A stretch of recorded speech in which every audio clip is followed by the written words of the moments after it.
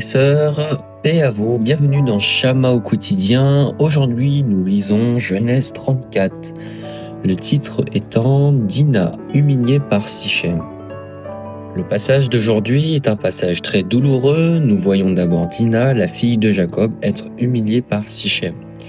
Mais ensuite, nous voyons aussi les fils de Jacob répondre par la ruse et par la vengeance. Ils finissent par tuer tous les hommes de la ville de Sichem, puis ils pillent la ville. Cette situation provoque une grande crise pour toute la famille de Jacob. Bien sûr, au départ, Sichem a commis une faute très grave.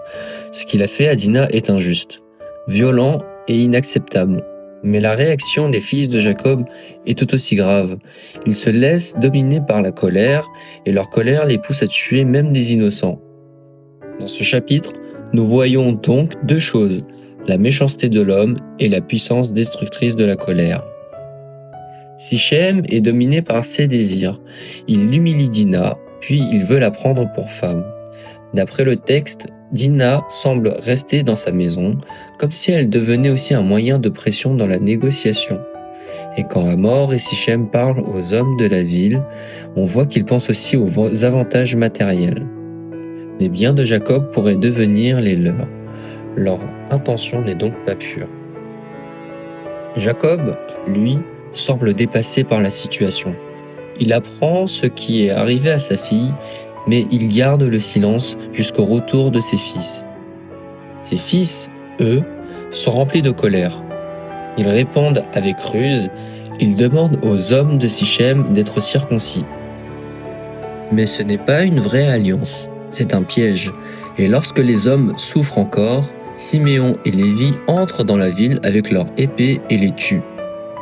La blessure de Dina devient alors une vengeance terrible.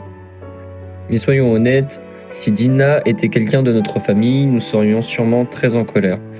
Face à une injustice aussi grave, la colère peut monter très vite. On peut avoir envie de répondre, de faire payer, de blesser l'autre comme il nous a blessés. Mais la vraie question est, que faisons-nous de notre colère ? Est-ce que nous laissons la colère nous contrôler ? Est-ce que nous pensons que la vengeance va vraiment guérir notre cœur ? La Bible ne dit pas que toute colère est interdite, mais elle nous avertit, la colère peut devenir dangereuse si elle nous pousse au péché. Dans Éphésiens, chapitre 4, verset 26, dit « Si vous vous mettez en colère, ne péchez pas, que votre colère s'apaise avant le coucher du soleil. » Cela veut dire, oui, il y a des situations qui nous révoltent. Oui, il y a des injustices qui nous font mal. Mais nous ne devons pas laisser la colère diriger nos paroles, nos décisions et nos actions. Romains 12 nous rappelle aussi « Ne rendez à personne le mal pour le mal. Et encore, ne vous vengez pas vous-même, mais laissez agir la colère de Dieu. Car le Seigneur dit « C'est à moi qu'appartient la vengeance, c'est moi qui rendrai à chacun ce qui lui revient. » Et le passage se termine par cette parole très forte. Ne te laisse pas convaincre par le mal, mais sois vainqueur du mal par le bien. Dans Jacques, chapitre 1, verset 20, dit encore « La colère de l'homme n'accomplit pas la justice de Dieu. » Cela ne veut pas dire qu'il faut ignorer le mal. Cela ne veut pas dire qu'il faut faire comme si rien ne s'était passé. Dieu n'est pas un Dieu qui ferme les yeux devant l'injustice.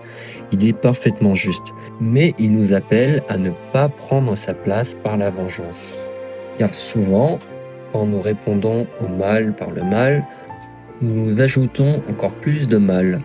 Une parole violente peut briser une relation.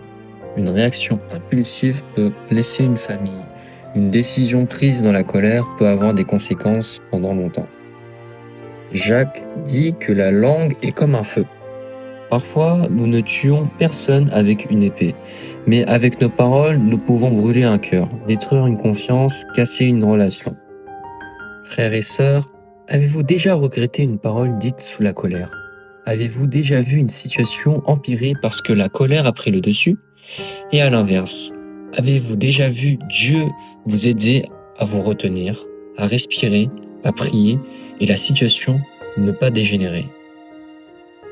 Dans notre vie quotidienne, nous rencontrons des moments de tension, d'injustice, de frustration.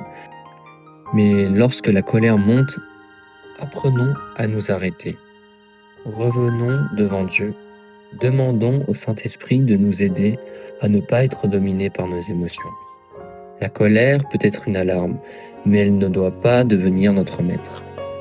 Que le Seigneur nous aide à ne pas être vaincus par le mal, mais à vaincre le mal par le bien. Prions ensemble. Seigneur, tu vois nos blessures, nos colères et nos injustices. Tu sais combien parfois notre cœur peut être rempli de colère. Mais nous ne voulons pas être dominés par cette colère.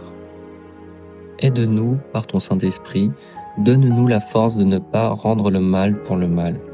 Apprends-nous à te faire confiance, car tu es le Dieu juste. Aide-nous à répondre avec sagesse, vérité et amour.